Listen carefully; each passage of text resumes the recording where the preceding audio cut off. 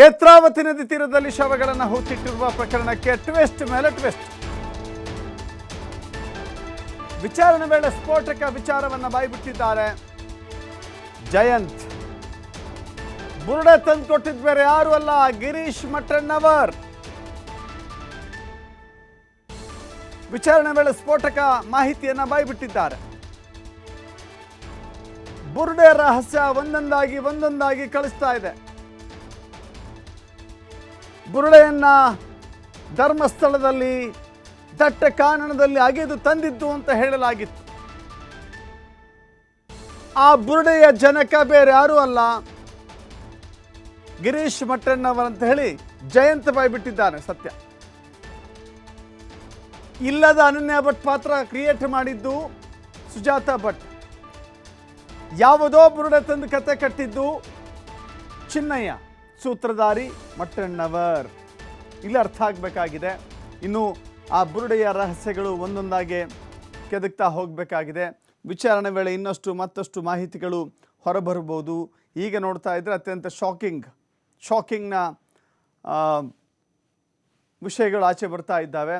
ಈ ತನಿಖೆಯಲ್ಲಿ ಇನ್ನು ಯಾರ್ಯಾರ ಬಂಡವಾಳ ಹೇಗೆ ಬಯಲಾಗುತ್ತೋ, ಯಾರ್ಯಾರ ಕರ್ಮಗಳು ಹೇಗೆ ಆಚೆ ಬರುತ್ತೋ ಎಲ್ಲವೂ ಕೂಡ ನೋಡಬೇಕಾಗಿದೆ. ಸದ್ಯಕ್ಕೆ ಬುರುಡೆಯ ರಹಸ್ಯ ಗೊತ್ತಾಗಿದೆ.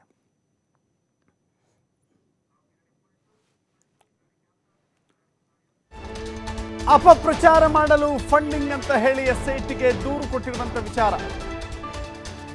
SITಗೆ ದೂರು ನೀಡಿದಂಥದ್ದು ಹಿಂದೂ ಮುಖಂಡ ತೇಜಸ್ ಗೌಡ. ಫಂಡಿಂಗ್ನ ಮೂಲ ದೊಡ್ಡ ಮಟ್ಟದಲ್ಲಿದೆ ಅಂತ ಹೇಳಿ ದೂರು ಕೊಟ್ಟಿದ್ದಾರೆ.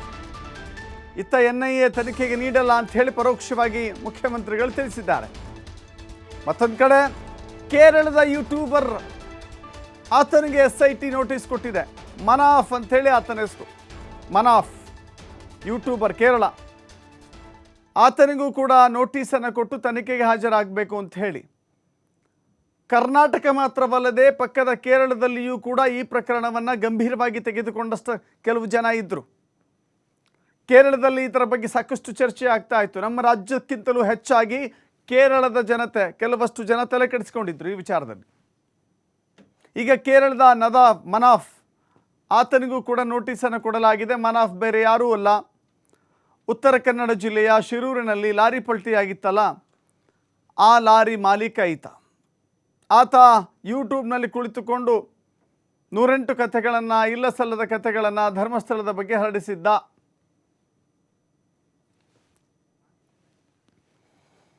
ಮತ್ತಷ್ಟು ಮಾಹಿತಿ ನಮ್ಮ ಪ್ರತಿನಿಧಿ ಆದಿತ್ಯ ನೀಡ್ತಾರೆ. ಆದಿತ್ಯ, ಗಮನಿಸ್ತಾ ಇದ್ದೀವಿ, ಒಂದು ಕಡೆ NIA ತನಿಖೆ ಕೊಡೋದಿಲ್ಲ ಅಂತ ಹೇಳಿ ಮುಖ್ಯಮಂತ್ರಿಗಳು ಕಡ್ಡಿ ತುಂಡು ಮಾಡ್ದಂಗೆ ಹೇಳಿದ್ದಾರೆ, ಅದೊಂದು ಭಾಗ. ಆದರೆ ಇಲ್ಲಿ ಭಾರಿ ದಿಗ್ಭ್ರಮೆ ಮೂಡಿಸೋದು ಅಂತ ಹೇಳಿದ್ರೆ ಈ ಬುರುಡೆ ಗ್ಯಾಂಗ್ ಇತ್ತಲ್ಲ, ಬುರುಡೆ ರಹಸ್ಯ ಭೇದಿಸ್ತಾ ಹೋದಂಗೆಲ್ಲ ಅನೇಕ ಕಹಿ ಸತ್ಯಗಳು ಆಚೆ ಬರ್ತಾ ಇದ್ದಾವೆ. ಈ ಬುರುಡೆ ಮ್ಯಾನ್ನ ಸೂತ್ರಧಾರಣೆ ಇಲ್ಲಿ ಮಠಣ್ಣವರ್ ಅಂತ ಹೇಳಲಾಗ್ತಾ ಇದೆ. ಏನೆಲ್ಲ ಅಪ್ಡೇಟ್ ಸಿಗ್ತಾ ಇದೆ ಆ ವಿಚಾರಕ್ಕೆ ಸಂಬಂಧಪಟ್ಟಂತೆ ಆದಿತ್ಯ?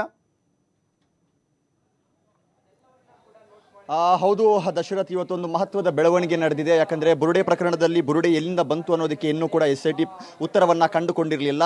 ಚಿನ್ನಯ್ಯನ ಕೈಗೆ ಬುರುಡೆ ಬಂದಿದ್ದು ಹೌದು, ಆದರೆ ಅದನ್ನು ಯಾರು ಕೊಟ್ಟರು, ಎಲ್ಲಿಂದ ತಂದರು, ಅದರ ಸತ್ಯಾಸತ್ಯತೆ ಏನು, ಅಸಲಿಯತ್ತು ಏನು, ಇದಕ್ಕೆಲ್ಲದಕ್ಕೂ ಕೂಡ ಈಗ ಒಂದೊಂದೇ ಉತ್ತರವನ್ನು SIT ಪಡಿತಾ ಇದೆ. ಒಂದು ಹೈ ವೋಲ್ಟೇಜ್ ವಿಚಾರಣೆಯನ್ನು ಪ್ರಣವ್ ಮೊಹಂತಿ ಅವರ ನೇತೃತ್ವದಲ್ಲಿ ಬೆಳ್ತಂಗಡಿ SIT ಕಚೇರಿಯಲ್ಲಿ ಮಾಡಲಾಗ್ತಾ ಇದೆ. ಇಲ್ಲಿ ಗಿರೀಶ್ ಮಠಣ್ಣವರಿದ್ದಾರೆ, ಜಯಂತ್ T ಅವರಿದ್ದಾರೆ ಮತ್ತು ಬುರುಡೆ ಮ್ಯಾನ್ ಚಿನ್ನಯ್ಯ ಕೂಡ ಇದ್ದಾನೆ.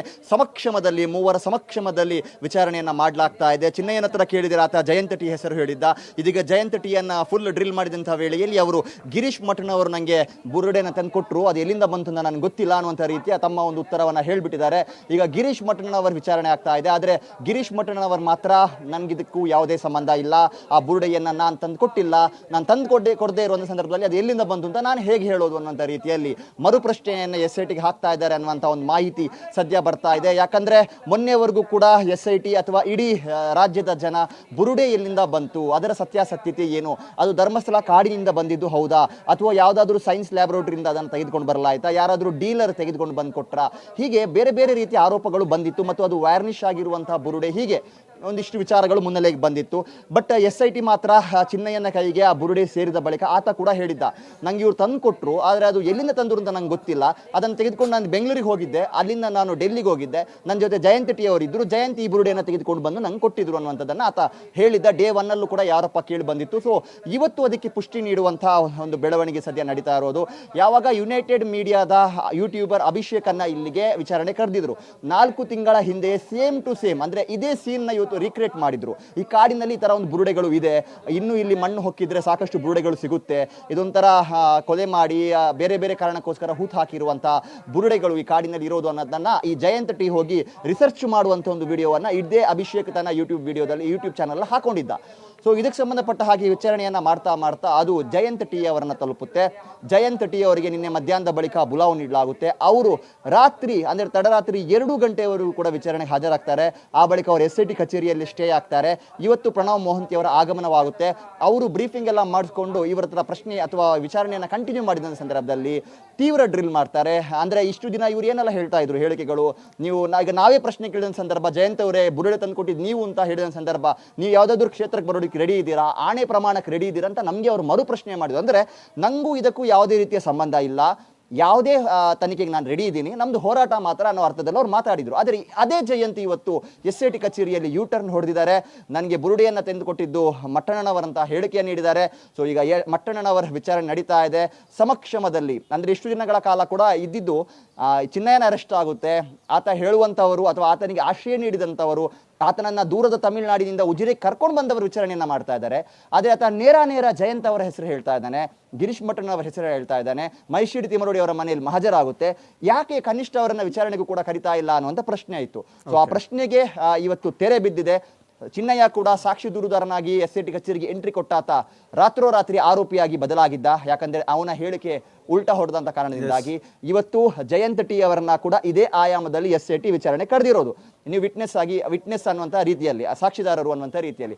ಆದರೆ ಅವರು ಕೊಡ್ತಾ ಇರುವಂಥ ಹೇಳಿಕೆಗಳು, ಆಗ್ತಾ ಇರುವಂಥ ಬೆಳವಣಿಗೆಗಳನ್ನ ನೋಡೋ ಸಂದರ್ಭ ಜಯಂತ್ ಟಿ ಮತ್ತು ಗಿರೀಶ್ ಮಠನ್ ಅವರು ಕೂಡ ಇದೇ ಬುರುಡೆ ಮ್ಯಾನ್ ಚಿನ್ನಯ್ಯನ ಮಾದರಿಯಲ್ಲೇ ಆರೋಪಿಗಳಾಗಿ ಬದಲಾಗ್ತಾರಾ ಅನ್ನುವಂಥ ಒಂದು ಅನುಮಾನ ಸದ್ಯ ಮೂಡ್ತಾ ಇದೆ. SIT ವಿಚಾರಣೆ ಇವತ್ತು ತಡರಾತ್ರಿವರೆಗೂ ಕೂಡ ನಡೆಯುವಂಥ ಸಾಧ್ಯತೆ ಇದೆ. ಇವತ್ತು ಅಥವಾ ನಾಳೆ ಮಧ್ಯಾಹ್ನದ